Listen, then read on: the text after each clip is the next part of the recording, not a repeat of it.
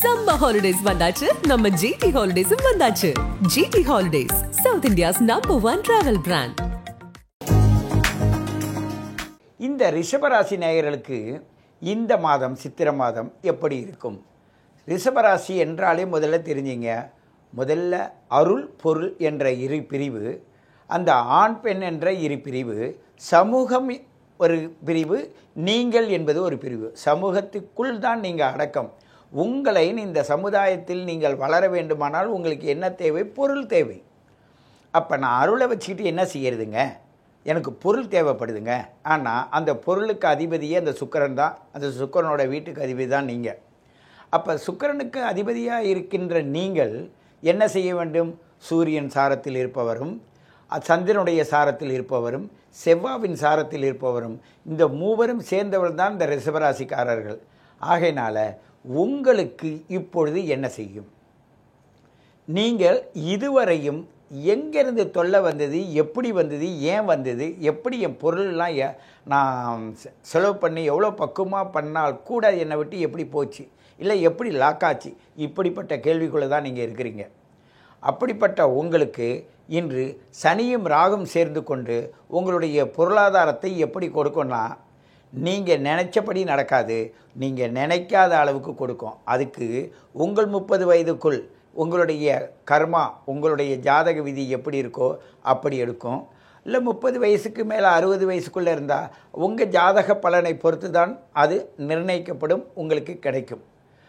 அந்த 60 வயசுக்கு மேலே உள்ளவர்கள் மனோ உறுதியோடு பொருளாதாரத்தின் மீது அதிக இச்சை வைக்காமல் தன்னுடைய ஆன்மாவை சுத்தப்படுத்தி இருந்தால் அவர்களுக்கு நோய் வராது.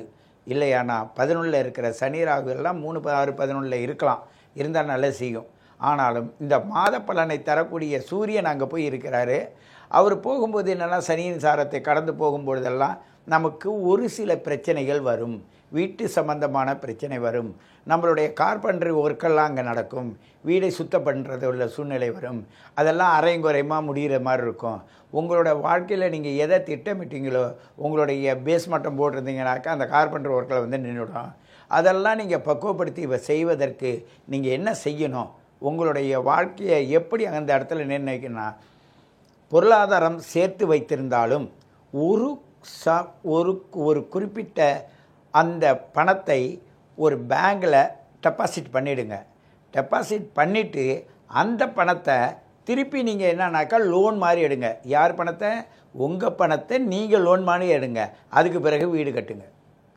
ஏன்னு கேட்டால், கடன் வாங்கணுன்ற ஒரு தலையெழுத்து வந்துடும். அந்த கடனை உங்கள் கையில் பொருள் இருக்குது, நான் கடன் வாங்கலிங்க, என்கிட்ட பொருள் இருக்குது, நான் வீடு கட்டணும்னு சொன்னாலும் கூட அதை ஃபிக்ஸட் டெபாசிட்டில் போட்டு ஒரு அசட்டாக வச்சுட்டு அதை கடனாக வாங்கி நீங்கள் செஞ்சு பாருங்கள். அசட்டுக்கு அசட்டும் பாதுகாக்கப்படும். இதுவும் உங்களுக்கு ஒரு பலனை தரும். அதுதான் ரெமடி இந்த மாதத்தில். அப்படி நீங்கள் செஞ்சு பார்த்தால் உங்களுடைய வீடு வாசல் கட்டுறது, வீட்டில் சுபகாரியங்கள் செய்கிறது, மற்றபடி உங்களுடைய தாய் தந்தையருக்கு முதல்ல இந்த ரிஷபராசி நேயர்கள் உத்தரம் ஒன்றுக்கு என்ன செய்யணும்னா, தாய் தந்தையருக்கு மரியாதை கொடுக்கணும். அந்த மரியாதை கொடுக்குற அளவுக்கு அவங்க பிறக்கும்போது என்ன விதி எடுத்து வந்தார்களோ அந்த விதியின் பிரகாரம் தான் அவங்க செய்வாங்க. சூரியனோட ராகு இருந்தாலோ இல்லை சந்திரனோட ராகு இருந்தாலோ, அவங்கவுங்க ஜாதகத்தை பாருங்கள். சூரியனோட ராகு இருந்தாலும், சந்திரனோட ராகு இருந்தாலும், செவ்வாயோட ராகு இருந்தாலும் நீங்கள்லாம் அவதிப்படுற விதம் வித்தியாசமாக இருக்கும்.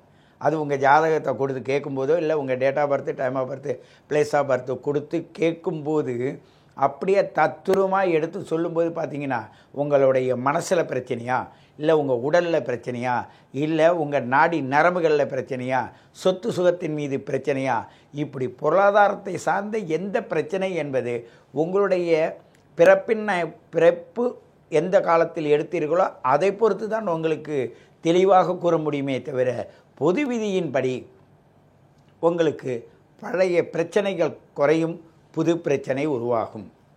அந்த புது பிரச்சனையும் பழைய பிரச்சனையும் உருவாகிற நிலைமையில் இருக்கிறதுனால நீங்கள் எந்த முடிவும் எடுக்க முடியாத நிலையில் இப்பொழுது இருப்பீங்க. அப்படிப்பட்ட ரிஷபராசி நேயர்கள் இந்த காலத்தில் எப்படி நம்ம வாழணும் ஆன்னு கேட்டால், அருகாமையில் ஏதாவது தாமரை குளம் இருந்ததுன்னா அந்த தாமரை பூவை எடுத்து அதை ஒரு மாலையாக தொகுத்து அருகாமையில் இருக்கிற மகாலட்சுமி கோவில்லையோ இல்லை மகாவிஷ்ணு கோவில்லையோ அதை கொண்டு போய் போடுங்க. சரஸ்வதி கோவிலில் போடுங்க. அப்படி அந்த கோவிலில் இருக்கிற அந்த சிலைக்கு உங்களை நீங்கள் அதை கொண்டு போய் கொடுக்க போகும்போது பார்த்தீங்கன்னா உங்களுடைய மனோநிலை அதுக்கு தகுந்தாற்போல் மாறும். அப்பொழுது உங்களுடைய குணமும் மனமும் சேர்ந்து உங்களை அற்புதமான நிலைக்கு எடுத்து செல்லும் என்பதை கூறிக்கொண்டு உங்களை மீண்டும் சந்திக்கிறேன். உங்கள் சித்தயோகி பேரம்பளவாணன். நன்றி. சம்மர் ஹாலிடேஸ் வந்தாச்சு, நம்ம ஜிடி ஹாலிடேஸும் வந்தாச்சு. GT holidays, South India's number 1 travel brand.